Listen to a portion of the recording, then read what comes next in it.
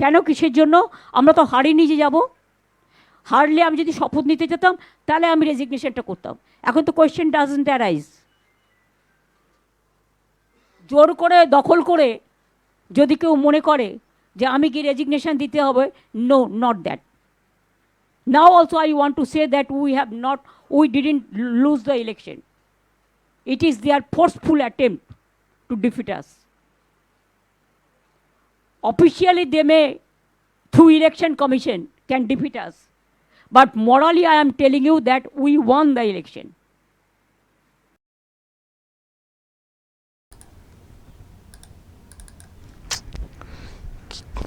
কার পাল্লাই পড়েছি দর্শক। যেটা আন্দাজি করেছিলাম, বলেছিলাম না যে উনি হেরে গেলেও হার স্বীকার করবেন না, হেরে গেলেও উনি কাপ চাইবেন, বিশ্বকাপ চাইবেন। তো এখন হেরে গেছেন, বলছেন আমি পদত্যাগ করব না। কেন? আমি তো হারিনি, আমাকে তো জোর করে হারানো হয়েছে, তো আমি তো হারিনি, পদত্যাগ করব কেন?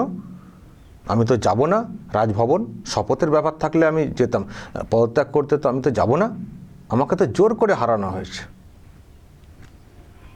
80 না কত সিট পেয়েছে টিএমসি, 207 বিজেপি, টোটাল নাম্বার হচ্ছে 294। তার মধ্যে একটা আসনে এখনও ভোট বাকি আছে।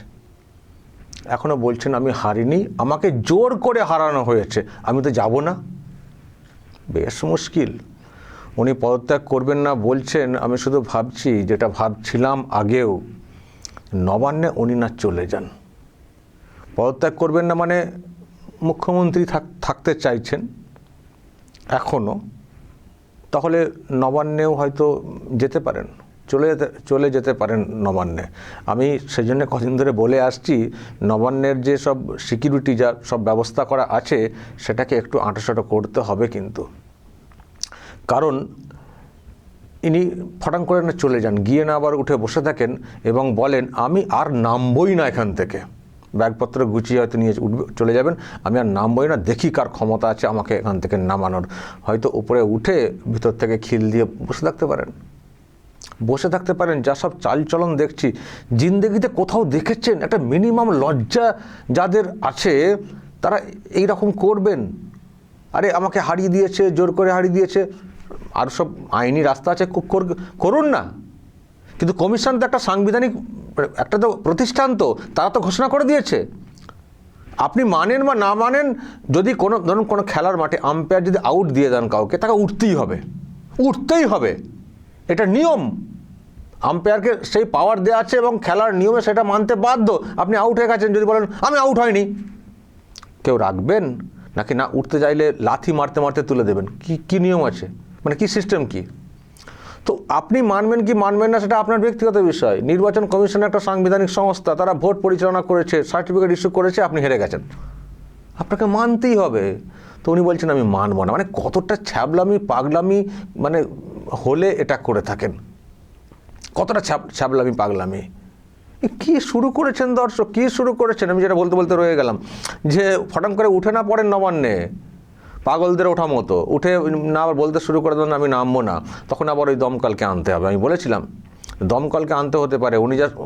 উনি আগে থেকেই শুরু করেছেন, যখন থেকে সেই কাউন্টিংয়ের আগে থেকে উনি আগে থেকেই বলতেন, দেখবেন আগে বিজেপির রেজাল্টকে দেখাবে, ওরা জিতছে, মানে এরকম ওরা প্ল্যান করেছে, তারপরে আমাদেরটা শেষে দেখানো হবে, ফলে কেউ ছেড়ে আসবেন না কাউন্টিং হল। আসলে উনি তখনই বুঝে গেছিলেন হারের দিকেই সবটা আছে, ফলে এইরকম ট্রেন্ড সেটা আসবে, যাতে করে কেউ না চলে আসেন, সেই জন্য তখন থেকে উনি বলছেন।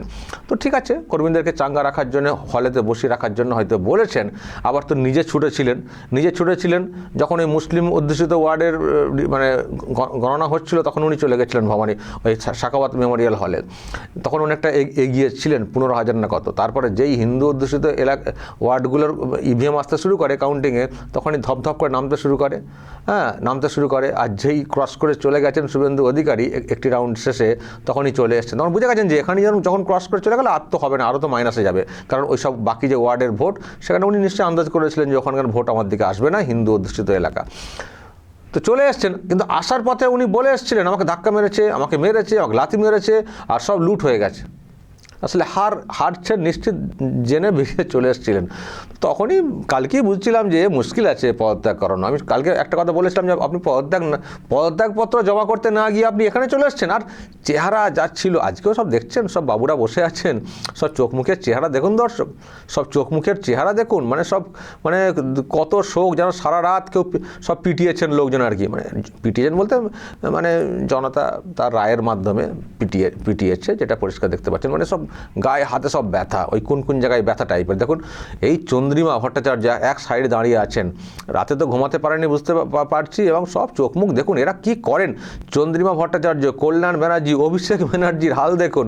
মমতা ব্যানার্জিকে দেখছেনই, উনি তো কাজের মাসির মতো অবস্থা হয়ে গেছে। ববি হাকিম দেখুন মুখ চোখের অবস্থা, ডেরে করে বাপরে বাপ, মোদিকেও চ্যালেঞ্জ করেছিলেন, কি বড় লেকচার। আর শোভনদেব নিজেকে বিরাট সৎ জাহির করেন, কিন্তু অসৎ দলের সঙ্গে থাকেন। তো এই হচ্ছে এখন অবস্থা দর্শক, এরকম হচ্ছে অবস্থা। তো এখন এরকম বলা হচ্ছে আমি পদত্যাগ করবো না, কি অবস্থা বলুন তো দর্শক। এই নজির, এই ইতিহাস মানে এই ইতিহাস ভাঙা কিন্তু খুব মুশকিল আছে। ওনারা যে রেকর্ডটা তৈরি করছেন, এই রেকর্ড ভাঙা দর্শক মুশকিল আছে। তাই তো বলছি নবান্নে যারা আছেন একটু খেয়াল রাখুন, ফটাং করে না ঢুকে পড়েন। উনি কিন্তু পদত্যাগ করতে চাইছেন না, ফটাং করে না ঢুকে গিয়ে আর ভিতর থেকে খিল দিয়ে বসে থাকেন। সে আবার কেলেঙ্কারি কেস হবে, সেই দমকল দপ্তরকে ডাকতে হবে কাঁচ ভেঙে আনার জন্যে। আর কোথায় নবান্নে আমি জানি না, উনি মনে মনে, আমি এটা বলছি আর কি, চলে যেতে পারেন, কিন্তু আবার এটাও ঠিক চলে যেতে পারেন বলছি, ঢুকে পড়তে পারেন বলছি, কিন্তু নবান্নে আবার আজকে যে আওয়াজটা শুনলাম, যে স্লোগানটা আজকে ওখানে উঠেছে, দেখবেন দর্শক, দেখুন যে স্লোগানটা আজকে ওখানে উঠেছে, দেখুন দর্শক।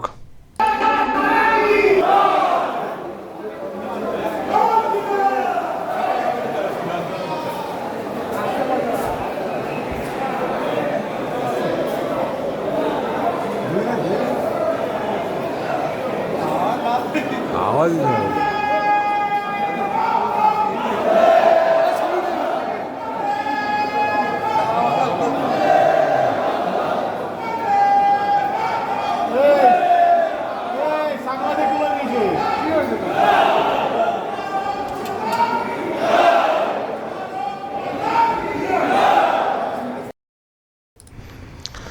ফলে দর্শক এখন এই যে আওয়াজটা ওখানে উঠছে, এইসব দেখলে আবার হয়তো নাও যেতে পারেন, এইসব দেখলে হয়তো আবার নাও যেতে পারেন।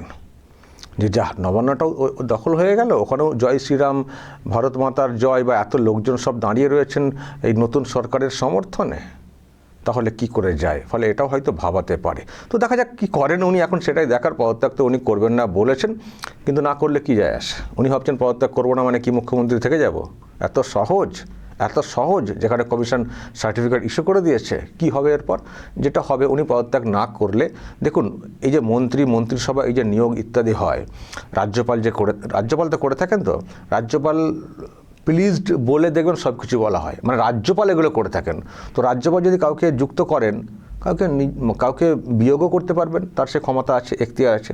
উনি যদি পদত্যাগ না করেন, পুরো এটাকে ভেঙে দিয়ে, মন্ত্রিসভা পুরোটাকে ভেঙে দিয়ে উনি নতুন কাউকে দায়িত্ব দিতেই পারেন।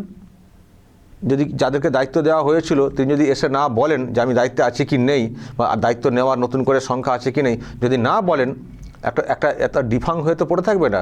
উনি সেটাকে নিজের, যেহেতু রাজ্যপালের ইচ্ছে সব কিছু হয়, তাহলে ওনার ইচ্ছেতে আবার উনি বলবেন আমি এটা করে দিলাম। তাহলে মুখ্যমন্ত্রী এলেন কি না এলেন তাতে কোনো যায় আসে না, কিন্তু একটা সৌজন্যের ব্যাপার থাকে, একটা সিস্টেম, যে যিনি হারবেন তিনি এসে পদত্যাগপত্র জমা করবেন, যাদের সংখ্যা বেশি হবে তারা সরকার গঠন করবেন। এই যে একটা ট্রানজিশন, এবং এই ট্রানজিশনটাও খুব সুমধুর একটা হওয়ার বিধান আছে, মানে এরকম নিয়ম আছে যে যিনি চলে যাচ্ছেন তিনিও আসবেন, যিনি নতুন করে মুখ্যমন্ত্রী হবেন তিনিও থাকবেন একসঙ্গে। দেখবেন 11-র কথা মনে করুন না, 11-তে যখন শপথ নিয়েছিলেন মমতা বন্দ্যোপাধ্যায়, তখন তো বুদ্ধদেব ভট্টাচার্য তো নিজে উপস্থিত ছিলেন তো শপথ গ্রহণ অনুষ্ঠানে, তো সৌজন্য দেখিয়েছিলেন। এবং আমি আবার কালকেও বলেছি, যখন আভাসটা হয়ে গেছিল পরিবর্তনের, 4টের মধ্যেই বুদ্ধদেব ভট্টাচার্য তিনি কিন্তু এরকম কোনো চ্যালেঞ্জও করেননি। অভিযোগ তার তরফ থেকে হয়তো উঠেছিল, কিন্তু তিনি মানে আভাস দেখে, মানুষের আভাস যেহেতু এসছে, কমিশন যেহেতু সেটা পরিচালনা করছে, তিনি কিন্তু পদত্যাগপত্র জমা করে দিয়ে চলে এসেছিলেন। সেটা ছিল ভদ্রতা। আর উনি যেটা করছেন, এটাকে চরম একটা অভদ্রতা বলা ছাড়া কিছু না। হেরে ভূত হয়ে গেছেন, গোটা দেশে খবর হয়ে গেছে। উনি বলছেন আমি তো হারিনি, আমি তো পদত্যাগ করবো না। অদ্ভুত। আবার ইন্ডি নিয়ে ভাবেন, আচ্ছা ইন্ডি যারা আছেন তারা এবার এটাকে কী বলবেন? খুব ভালো করছেন আপনাদের এক জোটসঙ্গী শরিক, তিনি যেভাবে বলছেন পদত্যাগ করবো না, এটা মানে এর সঙ্গে আপনারা এখনও সঙ্গী হয়ে থাকবেন, সাথে নিয়ে থাকবেন? মানে এর পাগলামিরও লিমিট আছে, একটা পাগলামিরও একটা লিমিট আছে। হেরে ভূত বলছে পদত্যাগ করবো না। আরে আগেবারে তো নন্দীগ্রামে হেরে গিয়েও মুখ্যমন্ত্রী হয়েছিলেন, দলটা জিতেছিল। এবারও হেরেছেন, দলে হেরে গেছে, তো আপনি মুখ্যমন্ত্রী হবেন কোত্থেকে? পদত্যাগ করবো না, আমাকে হারিয়ে দিয়েছেন। ঠিক আছে, আসলে উনি কোনোদিনই কোনো কিছু মানতে চান না, না কোর্টের বিচার মানেন, না কোনো এমনি সরকারি নিয়ম মানেন, কোনো আইন মানেন। কোর্টের অর্ডারকে অগ্রাহ্য করেছেন, ডিএ মামলা থেকে শুরু করে নিয়োগের কত রকম মামলার অর্ডার এসছে, উনি কিছুদিন মানতেন না, উল্টে কোর্টকে দোষারোপ করতেন। এবার তো জনতার আদালতে রায় এসছে, এটা তো বলতেন যে আমরা কোর্ট মানি না আর মানি না, জনতার আদালতেই আমরা আসল বিচার চাই। তো জনতার আদালতেও তো আপনারা হেরে গেছেন, তো সেটাও মানবেন না, সেটাও মানবেন না, তো মানবেনটা কি? জীবনে খুব খারাপই আছে, জীবনে খুব দুঃখ আছে। একটা ন্যূনতম সম্মান নিয়ে আপনি যেতে পারছেন না, একটা ন্যূনতম সম্মান নিয়ে আপনি যেতে পারছেন না। যে ছাঁচড়ামিটা আবার শেষ দিকটাতে এসেও শুরু করলেন, এ ছি বলা ছাড়া আর কিছু বলার কোনো জায়গা নেই। দর্শক বলবেন যা বলার এবং নজর রাখবেন আরামবাগ টিভিতে।